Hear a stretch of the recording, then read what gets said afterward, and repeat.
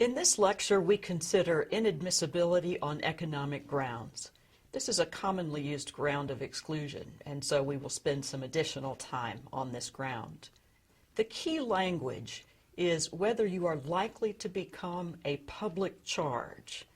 That essentially means that you would need some form of public assistance at some time in the United States. If a consular official believes that you are likely to become a public charge, you are inadmissible. What factors will they consider? They will look at age, ability to work, mental health, and physical health. Recall that those were also factors under the public health exclusion, and they arise here as well because persons suffering from mental health or physical problems may be more likely to become a public charge by needing health care, including mental health care.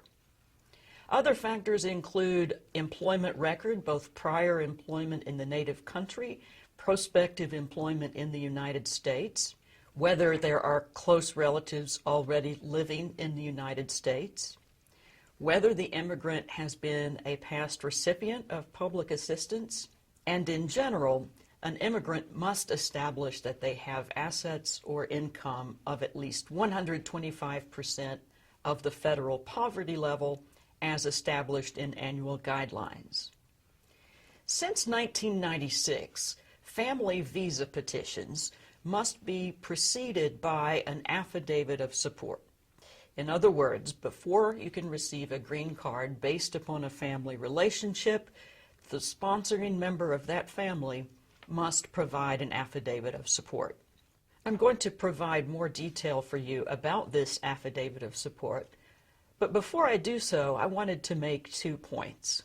The first is temporary visitors, those not coming with a green card, must also show a means of supporting themselves while they are in the United States.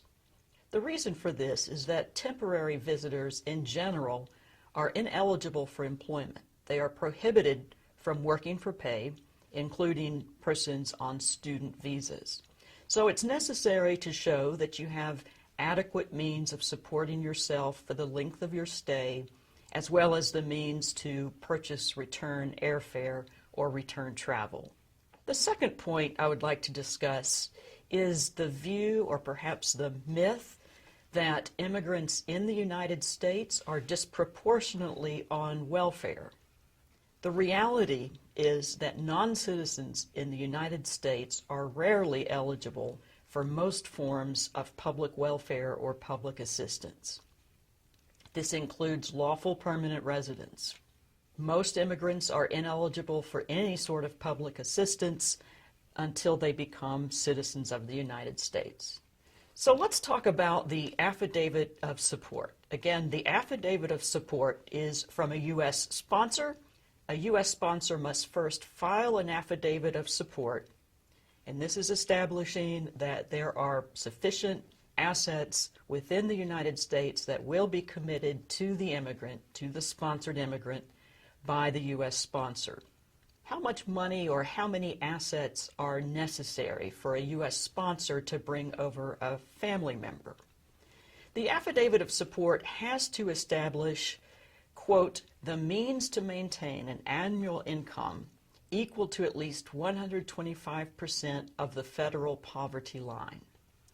Now, this is also for the household, not simply for the immigrant, but also for the sponsor's household. So that number varies. It's a very complicated formula. It is possible to have joint sponsorship if a single sponsor cannot show sufficient assets to provide the affidavit of support for the sponsored immigrant. A very important aspect of the affidavit of support, it is legally enforceable. It is a contract. It's legally enforceable if the immigrant receives any public assistance. State, local, or federal governments may recover that amount from the sponsor. The sponsored immigrant can also sue the sponsor if otherwise public assistance would be required. Well, how long does this obligation exist, since it is such a significant financial obligation by the sponsor?